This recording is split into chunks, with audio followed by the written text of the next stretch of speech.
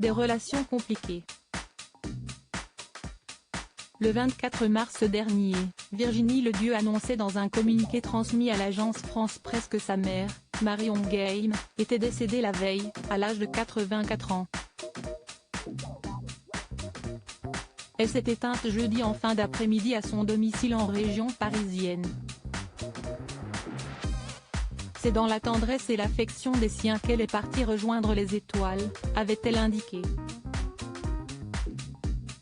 La comédienne restera donc dans les mémoires comme étant l'une des figures incontournables de la série Scènes de ménage, mais également comme une femme qui a traversé des moments très difficiles en amour.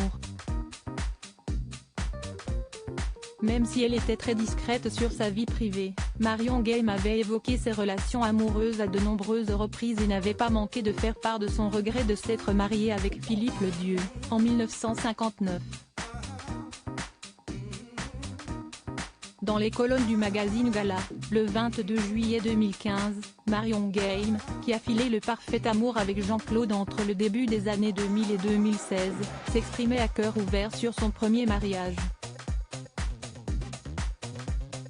Avant Jean-Claude, je tombais toujours sur des hommes qui m'empêchaient de faire mon métier ou qui se comportaient en juge avec moi, avait-elle déclaré, avant de révéler que sa première union, à l'âge de 19 ans, était une sacrée bêtise. Je rêvais d'une vraie famille. J'avais perdu mon père à 9 ans, ma mère n'en était pas vraiment une. Ma belle-mère, si. Je crois que c'est elle que j'ai épousée, j'avais trop besoin d'être ravigotée, avait-elle souligné.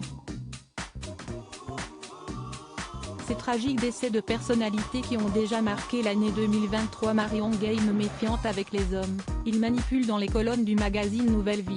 Marion Game s'était déjà exprimée sur son rapport avec les hommes, expliquant qu'elle avait développé une certaine méfiance. Si tout à coup votre cœur bat, ils s'en servent. Ils manipulent, ils deviennent tortionnaires, avait-elle regretté, avant de revenir sur ses expériences personnelles. À chaque rencontre amoureuse que j'ai eue dans ma vie, où je me suis ouverte corps et âme, il a fallu à un moment donné que je devienne chef militaire, que je récupère ma liberté de pensée, d'action, parce qu'il y avait mainmise. Résultat, la comédienne fuyait les relations avec des hommes trop possessifs. Je n'ai jamais pu supporter d'appartenir à quelqu'un, d'être sa chose qu'il puisse triturer.